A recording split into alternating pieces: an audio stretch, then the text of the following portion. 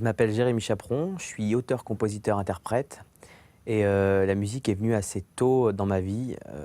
J'ai toujours chanté depuis que je suis tout petit, comme sûrement plein d'enfants, mais j'avais une certaine hyperactivité donc je m'arrêtais jamais mais je chantais pour tout le monde, principalement au départ pour ma famille et on m'a fait chanter dans des mariages, dans des baptêmes et à force de chanter, un jour je chante à l'anniversaire d'une amie de ma mère et on fait monter sur une table pour chanter, je me rappelle plus quelle chanson, c'était des chansons des années 80 et il y a un prof de chant qui passait par là et c'est de là vraiment que va commencer le parcours un peu, d'apprentissage où je fais mes premiers cours de chant, même si au départ ça représente plus de l'amusement. Je fais mes premiers cours de chant, 1 heure tous les samedis, c'est pour dire voilà, je profite de ma passion et un prof de chant forcément entraînant des concours de chant pour un peu, bah, c'est comme un sportif, il s'entraîne pour des compétitions, bah, c'est un peu préparé. À un moment, on a envie de monter sur scène. Juste des cours de chant pour faire des cours de chant, ça avait pas vraiment d'intérêt à mes yeux et bah, du coup, des concours de chant qui, à ma surprise, j'en remporte, pas mal. Je rencontre un autre prof de chant qui était plus un prof d'expression scénique en plus, qui va vraiment révéler pas mal de choses en moi. À ce moment-là, j'ai 14 ans, donc je quitte l'ancien prof de chant et là, du coup, je passe, on va dire, une étape supérieure. Outre l'amusement des 10-11 ans, là, on a 14 ans et je travaille aussi l'interprétation, ce qui est quand même une base importante de l'artiste-interprète. Et après, encore des concours de chant. J'ai la chance de remporter un très gros concours de chant qui s'appelle le Trophée France Bleu, que je remporte en tant qu'interprète. Et partant de là, j'ai 16 ans, j'ai mes parents qui sont plus dans ma ville natale puisqu'ils doivent être déplacés pour le boulot. Donc je me retrouve seul à Reims à finir mes études quand j'ai 16 ans et j'ai le choix de mes études se terminent et soit je reste à Reims, soit je pars à Paris. Enfin, parce que j'avais déjà eu 2-3 castings, je me dis: «Quitte à être à Reims, à rien faire» entre guillemets, autant être au proche de là où ça se passe vraiment, des lives, de tous les castings et je décide de monter à Paris, seul à 16 ans.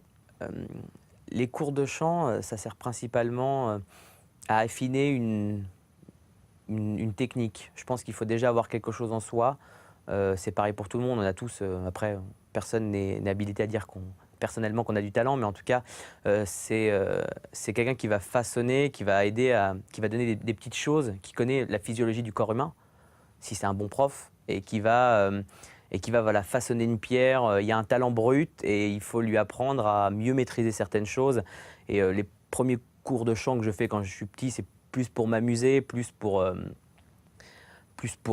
voilà, pour chanter vraiment principalement et ensuite, j'ai pris des cours de chant vraiment après avoir pas mal commencé mon parcours de chanteur vers 18 ans, justement dans le cadre de la Star Academy avec, un professeur qui s'appelait Richard Cross, qui est un très, très, très grand prof de chant et avec lui vraiment j'ai vu une vraie différence de ce qu'était un très, très grand prof de chant. C'est-à-dire que là, on rentre vraiment dans la technique, c'est-à-dire que par exemple, avant de rentrer, j'atteignais le fa, tout simplement. Et en sortant, j'atteignais le la dièse. C'est quand même un gain de notes, de notes et demie, de notes et demie. Et ce qui est énorme. Il y a aussi la maîtrise, on a 3 voix. On a la voix de poitrine, on a la voix mixte et on a la voix de tête. Et la voix de tête, c'est quelque chose qu'il faut savoir maîtriser, ce qui peut nous permettre de monter très haut avec un filet, avec très peu d'air. Et ça, en fait, quand on a 18 ans, on entend des choses à la radio, on entend des choses qu'on peut chanter, mais on ne met pas de nom dessus et on ne les maîtrise pas bien. Et voilà, un prof de chant va servir vraiment à mettre des noms sur toutes ces choses, à les expliquer physiologiquement. C'est important aussi de savoir d'où ça vient pour mieux le maîtriser, en fait. C'est physiquement difficile si on au début, en fait, mais du coup,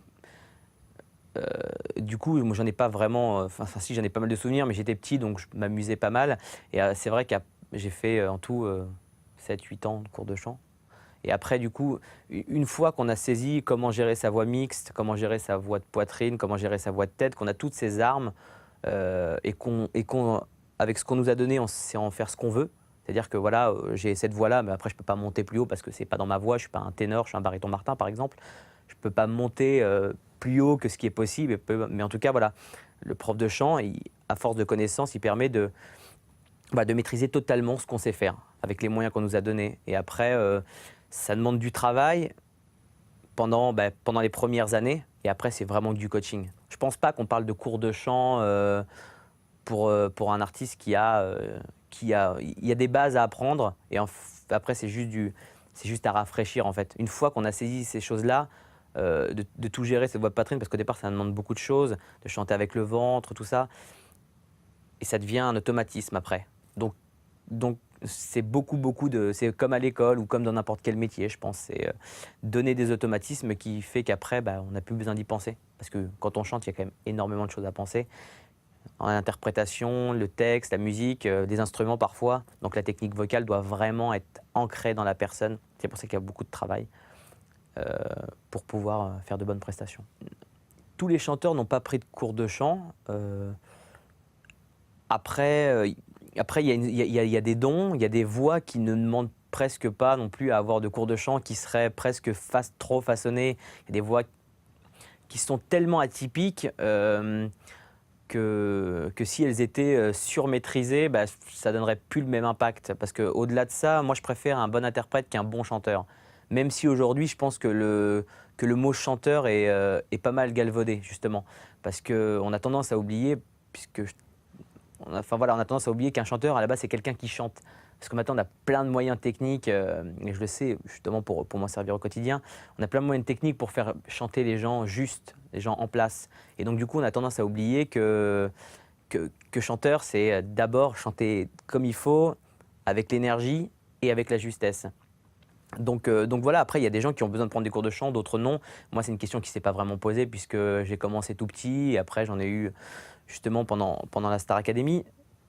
Mais voilà, il y a des chanteurs qui, je pense, oui, auraient besoin, peut-être pas de cours de chant, mais besoin d'un coaching, et d'autres qui n'en ont jamais pris et à qui, je pense, ça ne ferait pas forcément le plus grand bien puisque ça les façonnerait trop par rapport à ce côté atypique et un peu différent qu'ils ont par rapport à d'autres chanteurs. Mes parents, par rapport à ma carrière musicale, on avait vraiment des avis différents. En fait, moi, j'ai jamais été vraiment très proche de mon père. Et mon père a toujours pris ça comme... mon père était quelqu'un de très bourru, en fait. Et donc, du coup, avoir quelqu'un d'un artiste un peu avec tout ce que ça engendre, c'est-à-dire une sensibilité forcément différente. Je trouve que j'étais pas bien, j'étais tout sec. Et, enfin, par rapport à mon père qui était très, très imposant, c'est quelque chose qu'il a jamais eu vraiment... et qu'il n'a jamais pu vraiment accepter. Et en plus, j'avais déjà des relations très conflictuelles. Et donc, il ne m'a jamais vraiment soutenu là-dedans, en disant que c'était une erreur. Et de toute façon, il ne retrouvait pas l'image de l'homme viril là-dedans que lui attendait de ses fils, quoi. Et au contraire, ma mère, du coup, je pense, a peut-être voulu compenser, et elle l'a fait avec tout le cœur. Ma mère m'a poussé et repoussé. On a dormi dans des hôtels Formule 1 à deux, dans le même lit. On prenait la voiture pour faire des centaines de kilomètres pour aller faire des concours de chant dans toute la France, en Belgique. Ma mère a été ma meilleure alliée, ce qui a été d'ailleurs pour elle un très grand défi, parce que je viens de Reims, je viens de province. La musique, c'est assez flou, en disant, même si à l'époque je ne pensais pas en faire une carrière, c'est assez flou par rapport à toute la famille, en fait. C'est très compliqué de dire je vais aller dépenser tant d'argent pour un système de son, un micro, une guitare, pour aller faire des dizaines de kilomètres avec la fatigue que ça engendre. Et du coup, elle a eu, enfin voilà, elle avait pas la famille ado, mais beaucoup de critiques, et tout le monde lui a dit qu'elle en faisait trop, comme on peut dire parfois d'une mère qu'elle fait trop pour ses enfants. Mais voilà, on disait c'est pas possible, dans tous les cas, c'est de la perte de temps, de la perte d'argent, parce qu'il en fera, enfin c'est impossible de dire que faire de la musique, c'est trop abstrait, on va dire. Mais ma mère, elle s'est battue, et voilà, c'est vraiment et justement, ce jour où je suis rentré à la Star Academy a vraiment mis toute ma famille d'accord, et un peu, pas tout le monde d'accord, mais c'était en tout cas une étape de dire, voilà, il y a eu tout ce travail de fait, et aujourd'hui, on est loin d'être arrivé. C'est le début du tout début, parce que j'avais 18 ans, mais je l'ai porté. Aujourd'hui, il est devant 7 millions de téléspectateurs. Il chante avec des grands artistes, nationaux, internationaux. Voilà, je l'ai porté jusque-là, et vous voyez, j'ai eu raison de faire ça. Ça a été quelque chose qui a soulagé, je pense, tous les maux qu'il y avait pu avoir dans ma famille, il y a une sorte d'apaisement général par rapport à toute cette incompréhension que les gens pouvaient avoir par rapport à l'énergie que ma mère pouvait mettre dans ce genre de choses. Arrive le 13 octobre, ou le 23 octobre 2007, je ne sais plus. Et voilà, j'ai 18 ans et je rentre à la Star Academy après avoir regardé toutes les saisons parce que je m'en suis jamais caché. Moi, j'ai toujours été très genre d'émission. J'ai jamais eu ce côté un peu, on va dire un peu dédaigneux de dire ah non, moi je regarde pas ce genre d'émission, c'est pour les autres. Et moi, je regardais ça en plus. Ça commençait, j'avais 11 ans en fait, et j'ai regardé toutes les émissions. Et j'arrive devant ce château incroyable et voilà, je pensais pas faire ça parce que à ce moment-là, j'ai 18 ans, ça fait 1 an et demi que je suis sur Paris, j'avais juste un BEP en main.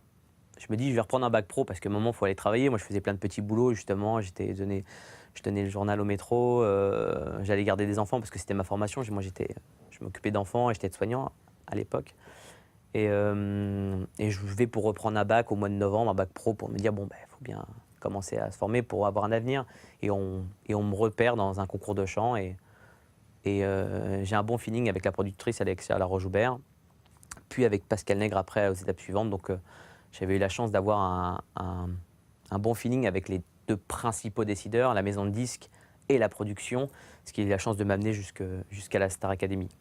Et donc voilà, je rentre et vraiment c'est une étape importante de ma vie en fait. C'est mon papa connu à moi en fait, la Starac. C'est aujourd'hui pour faire de la musique, j'en ai conscience pour le voir au jour le jour, c'est très compliqué quand on ne connaît personne. Faut pas forcément être le fils de quelqu'un ni la fille de quelqu'un, mais c'est très compliqué sans avoir de contact. Donc pour quelqu'un qui vient de province avec des parents qui aiment la musique mais qui n'ont jamais fait de musique, personne dans ma famille qui faisait de la musique, c'était mon papa connu à moi qui m'a permis en gros de rentrer dans ce métier, de me montrer à la France aussi et de rencontrer des gens et d'avoir une oreille un peu plus attentive. Même si ça peut être parfois double tranchant parce que malheureusement à cette époque-là, la Star Academy c'est un peu émission de télé-réalité. Voilà, il y a cette sorte d'amalgame entre télécrochet et télé-réalité. Donc il faut un peu se battre contre ces préjugés et dire voilà, moi je suis venu là pour faire de la musique. Mais en tout cas, voilà, c'est une expérience très importante parce que c'est le premier pas dans la musique, le premier pas dans le monde professionnel. Et voilà, je fréquente Pascal Nègre, je fréquente d'autres gens de la musique, des managers, des producteurs. On part sur une tournée avec les candidats de la Star Academy, une expérience quand même de 15, je sais plus, 15 ou 16 primes sur TF1 devant 7 millions de téléspectateurs. C'est-à-dire que j'ai fait des émissions avec, je me rappelle, avec des artistes qui avaient fait moins de primes que nous, qui étaient morts de peur, Donc nous, on réalise pas parce que quand on est dans le show comme ça, on se rend pas compte. Mais déjà cette expérience de la scène, de la télé, du monde show business qu'on se prend en pleine tête parce que c'est fulgurant. On passe d'inconnu à superstar en un quart de seconde. Je me rappelle cette image où je rentre sur le plateau de la Star Academy, je suis personne, je n'existe pas. Et je me rends sur le plateau, qui était le plus grand plateau d'Europe à l'époque, 2000 personnes, et je me fais acclamer. Et là, il y a quelqu'un qui arrive et qui fait 3, 2, 1, et qui dit c'est parti. J'ai 18 ans, c'est rien, et là, je me retrouve devant 7 millions de spectateurs, la musique qui part, public en furie. Faut vraiment être accroché pour pas devenir fou, en fait. Et voilà, la Star Academy, du coup, m'a apporté tout ça, cette expérience, après une tournée de presque 6-7 mois dans toutes les villes de France. On a fait la Réunion, le Maroc, la Belgique, toute la France. Et voilà, c'est une expérience emmagasinée et après des rencontres. Voilà, c'est le premier pas. Voilà, c'est mon papa connu qui m'a fait rencontrer plein de gens intéressants, qui fait que j'ai un point de départ pour rencontrer, discuter, faire des expériences, des bonnes, des mauvaises. Mais ce point de départ est là. Ce conte de fées, il est possible pour tout le monde, justement, je pense.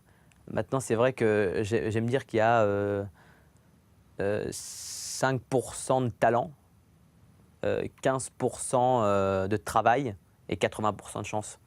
Vraiment. Et quand je dis 15% de travail, c'est du travail jour et nuit tout le temps, hein. Mais je le mettrais comme ça parce que le travail, même s'il est important et que je travaille jour et nuit pour ça, il n'y a rien qui remplacera le destin, vraiment. On peut travailler comme un fou, mais il y a plein de choses qui me sont arrivées dans ma jeune carrière qui du bon jour, de la bonne personne au bon endroit, rencontrée au bon moment, alors que ça aurait jamais dû se passer comme ça. Et là, ça tombe et ça apporte quelque chose d'hyper important dans la carrière. Ouais, je pense que c'est 5% de talent, 15% vraiment d'énormément de travail et la chance, le destin. C'est ça et ça. Ça, j'y crois beaucoup. C'est peut-être un truc un peu mystique, mais le destin, il a une énorme part là-dedans. Après la Starac et la tournée, du coup, on se retrouve un an et demi après.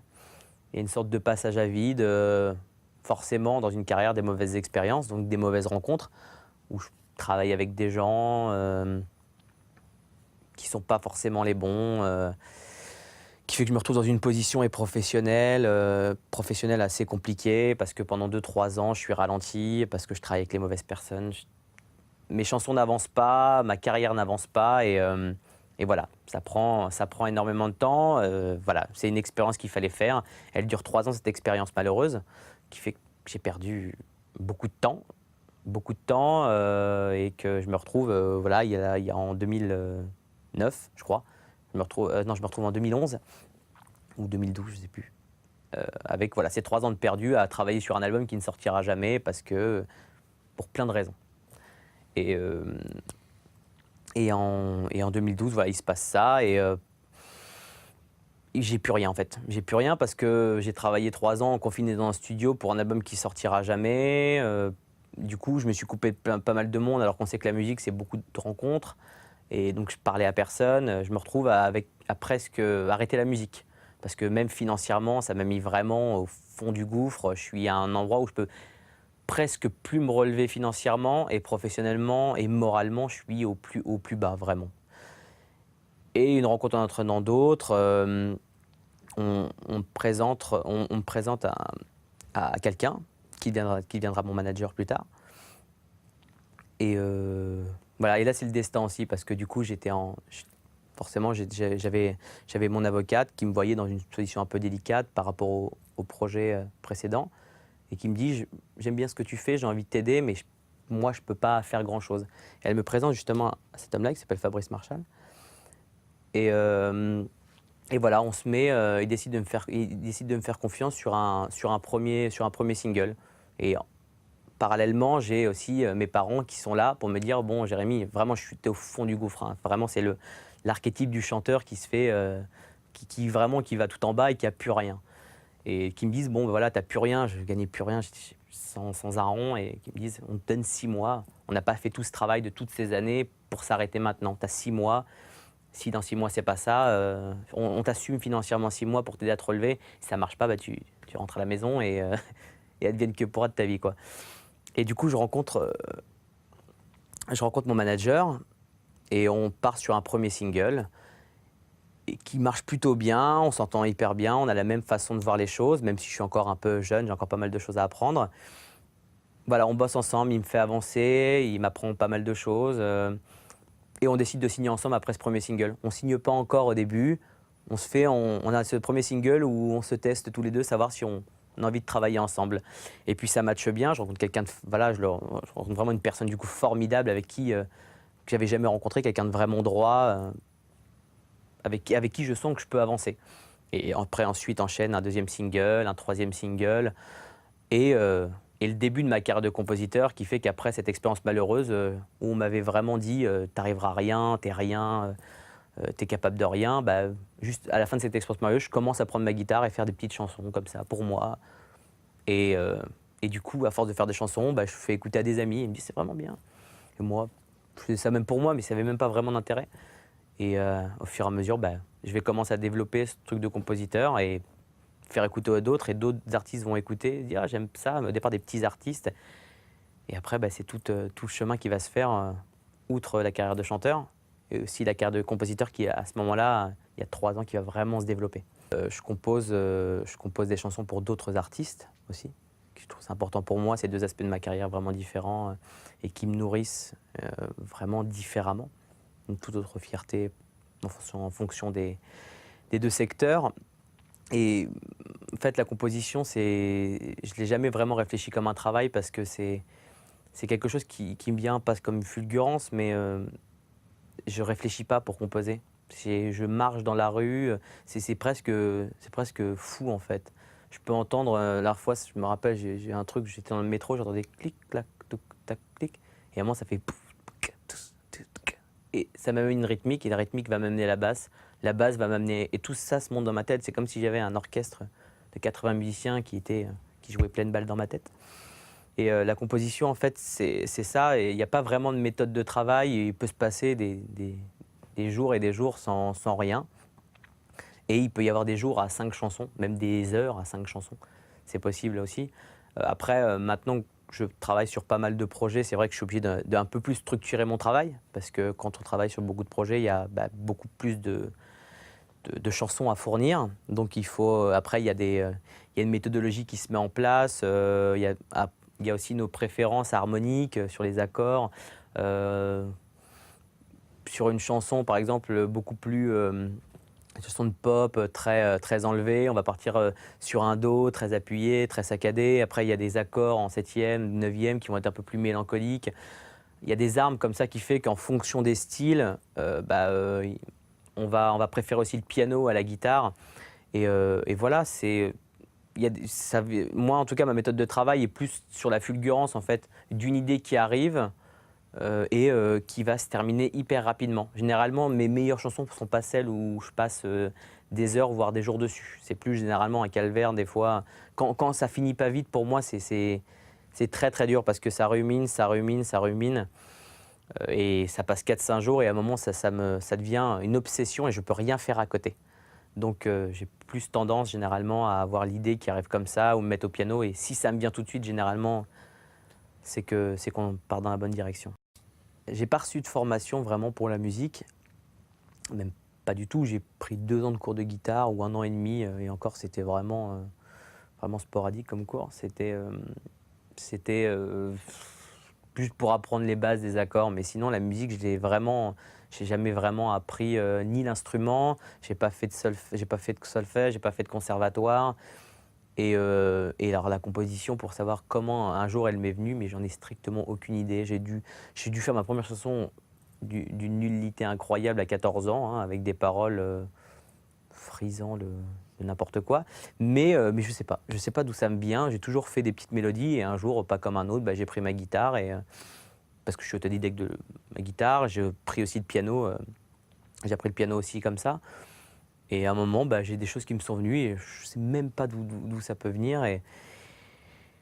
Et voilà, c'est comme ça que vraiment que la composition est venue à moi. Il n'y avait pas vraiment de formation, contrairement au chant où j'ai vraiment du coup appris à connaître et que justement je suis en train même de plus pousser parce que pour compléter mon métier, je complète ça avec, je voudrais faire appréhender vraiment le coaching vocal.